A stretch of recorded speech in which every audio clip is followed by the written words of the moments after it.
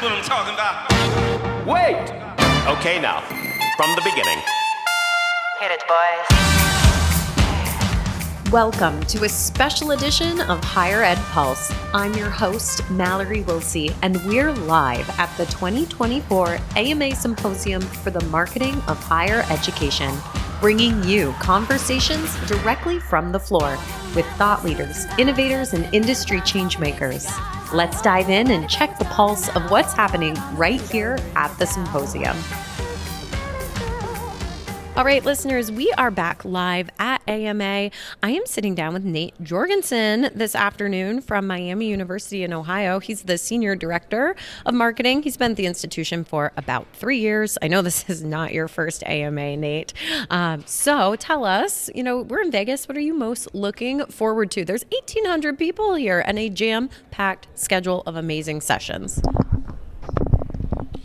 I am most excited we just saw Nicole from Michigan State, and she is giving, Simzak, I think is how you pronounce her last name, she's giving a presentation on leadership. And that is such a great topic to talk about honestly and in a real way, in a way that I know that she will. So immediately after that, after this, I'm going to go to that, and I'm excited for that. All right, well, the pressure is on to keep this concise, thanks. We don't want you to miss Nicole's session. But hey, I know that we're sitting here on a podcast, and you have told me about a really interesting initiative at the institution, podcasting with students. And, I talk to a lot of people about faculty podcasting, but I rarely hear about students getting their own podcast. Tell us a little bit about it, because there may be a listener who's inspired to give this a try. Yes, and please do if you have that motivation.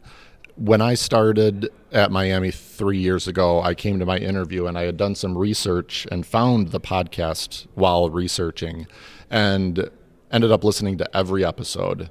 But then noticed that it wasn't really that prominent of a piece of their marketing. So I kind of chastised them in my interview, which was a great maneuver to do, and that really earns you points. And I was like, why aren't you doing more with this podcast? Because it's great.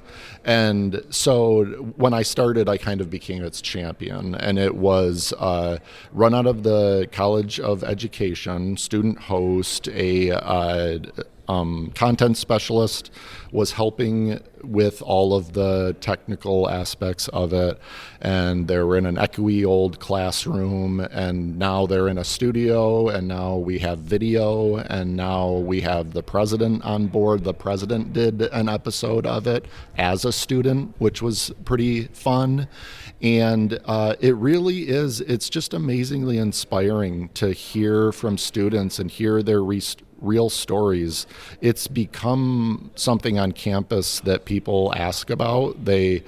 We get applications to become the host, and we've had great hosts, and it's just a really good medium for successful third and fourth year students to talk about the times when they weren't so successful, and the times they were scared and they didn't admit it, and when they were homesick and they didn't admit it, because it looks like everyone else is having a good time. And what we have found, and what just naturally makes sense, is that those students who are going through that right then are like, thank God, like I'm not the only one who's homesick. Or the potential student who says, thank God I was unsure about that too, and or I didn't know to ask that question, so or would have been embarrassed to ask that question. So it breaks down those walls that are so important to be broken down, because there's so many things in the world, but especially around the college experience, that's just like, it's why first generation students are a thing, because it's complicated and everyone does it differently, and it shouldn't be. But when people talk about it, it makes you feel a little bit better. You don't know everything.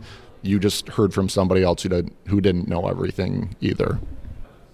I think we're going to use that point to segue into a topic around artificial intelligence. But before, I just want to say there was an insight in what you just said about how sometimes people are scared to ask questions. And yeah, I think this applies to everybody, but it surely applies to a prospective student who is in a group tour of 40 and doesn't want to look like the only idiot who doesn't know that there's toilet paper in the bathroom in the freshman dorms. And I use that example specifically because when I was in admissions, the number one question I got through our anonymous forms was, is there toilet paper in the freshman dorms? Like, people just didn't know that, but nobody would ask it because they didn't want to look silly in front of others. So I co-sign everything you just said. I think it's brilliant that you have given current students at Miami this opportunity, and I hope that there are listeners inspired. But Nate, in this line of thinking, I got to ask you about your current uses around artificial intelligence.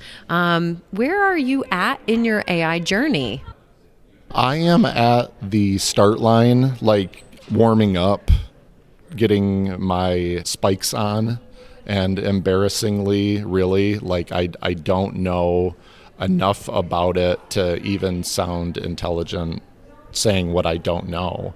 So having the content that you all put out is so helpful, but it does come down to using it and actually getting things done with it and learning what it can be used for or what it's not great for.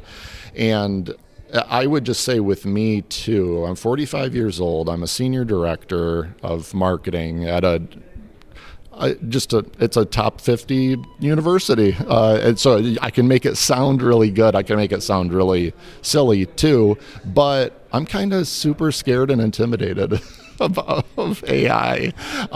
I don't want to get in trouble is the feeling that I have. And there has been some things said at our institution that would cause someone to think that way, so I don't necessarily blame myself for it.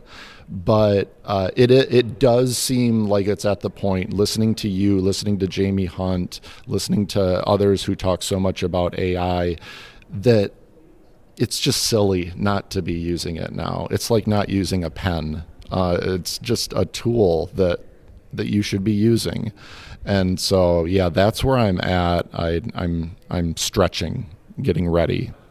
So, like that current student who doesn't know if there's toilet paper in the dorm, I think it's probably really refreshing for some of our listeners to hear someone in your shoes say, hey, I'm raising my hand and admitting that I'm a little behind here, but at least I'm owning it and I want to learn more. I loved your pen example because think about how much time we spend as kids learning how to write. But as soon as you learn how to write, oh yeah, it's just a pen. I think we can learn AI even faster than that. What is so fascinating to me is how easy it really is. And once you just start having conversations with your AI tool of choice, you just start to unlock more and more use cases and examples of, oh, maybe I could do this, maybe I could do that. I got my start. I asked AI to write a rap song for my friend who lives in Cape Cod and likes to eat snacks. And it came back with this like snack king of the Cape rap, and like it was baller. Okay. And that was where I started. Yeah, you can start anywhere. Now, before we hit record, you mentioned that the institution is kind of thinking about bylaws around AI, and I bet a lot of listeners are in those, shoes too. So can you talk a little bit more about that?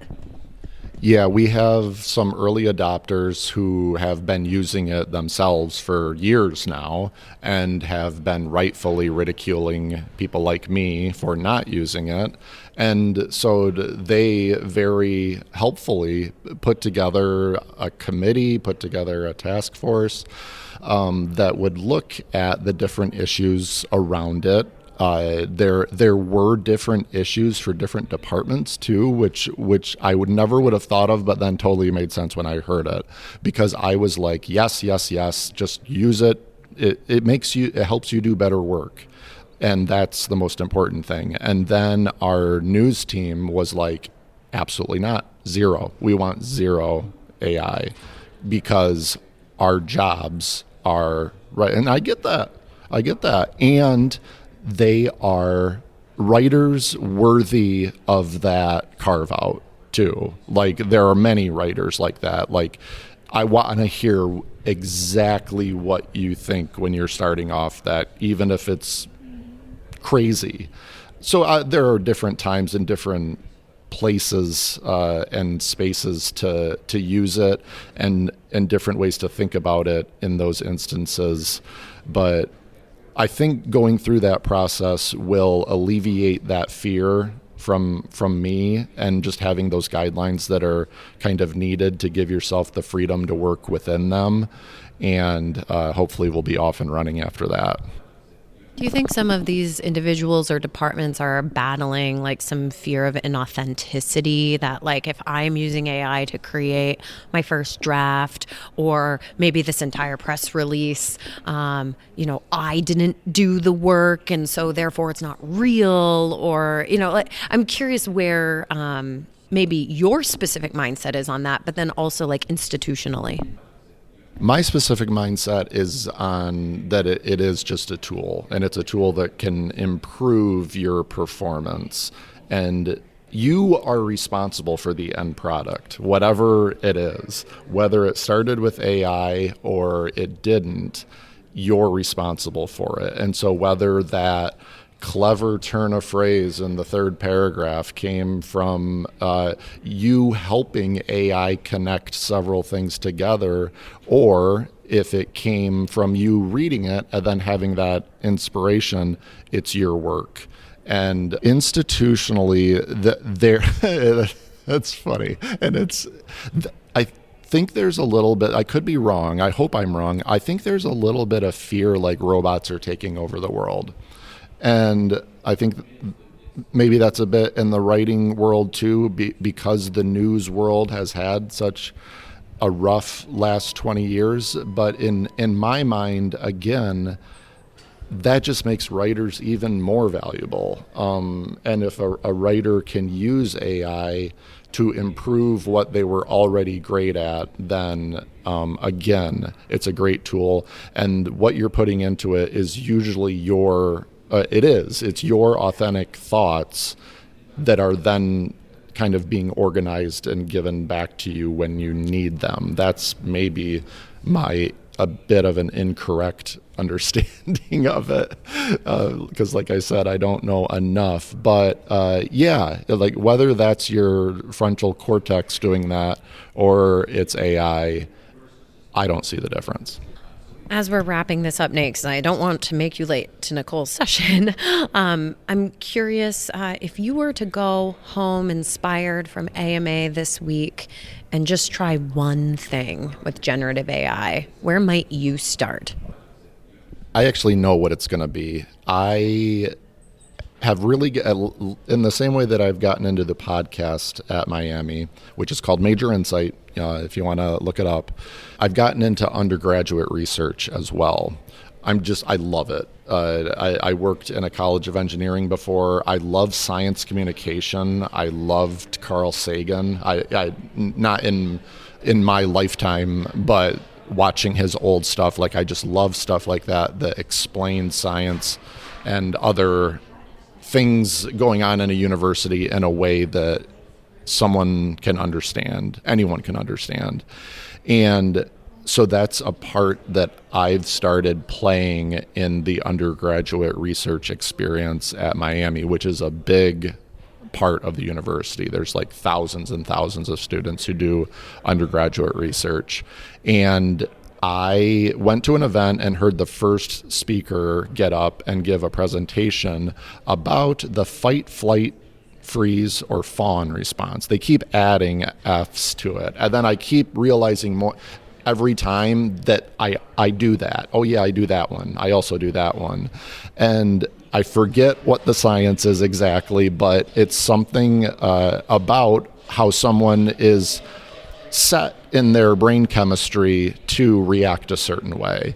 And I have had mental health issues, or not really issues, but just things that I've dealt with all through my life, go to therapy, to do all that stuff. And I heard a possible almost like solution for my childhood in the presentation that she gave, or for my future, in a way that I could improve how I react in situations. So I tracked her professor down and asked to do an interview. I recorded the interview, and I did exactly what we said before. I said, I want my special voice to say this, because I want to talk about that personal story. But it's been 4 weeks now, and that is where I have to stop doing that, because this probably isn't going to win an award anyway. Let's just admit that. I'm going to put that transcription into AI, and I'm going to get a first draft of that story, and then I'm going to make it better from there. And that is the first thing I'm going to do, probably right when I get back to my office in Oxford, Ohio. Nate, I'm going to hold you to this. You are open invite to come back onto our podcast and tell us how that goes and where your exploration goes from there. So it was so terrific to see you. Listeners, I literally just ran into Nate an hour and a half ago in the hallway, and I was like, we must podcast. And so I am grateful that with such zero prep, you were willing to do this. It was just great. So folks, we're dropping episodes on many of our Enrollify shows on the network all throughout this week at AMA. I hope you're enjoying them.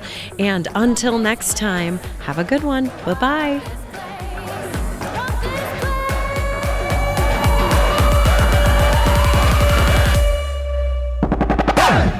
The Higher Ed Pulse is part of the Enrollify Podcast Network. If you like this podcast, chances are you'll like other Enrollify shows too. Our podcast network is growing by the month, and we've got a plethora of marketing, enrollment, and higher ed technology shows that are jam-packed with stories, ideas, and frameworks, all designed to empower you to be a better higher ed professional. Our show helps higher ed marketers and admission pros find their next big idea and features a selection of the industry's best as your hosts. Learn from Brian Gross, Eddie Francis, Jenny Lee Fowler, and so many of your favorite leaders in higher ed. Enrollify is made possible by Element 451, the next generation AI student engagement platform, helping institutions create meaningful and personalized interactions with students. Learn more at element451.com.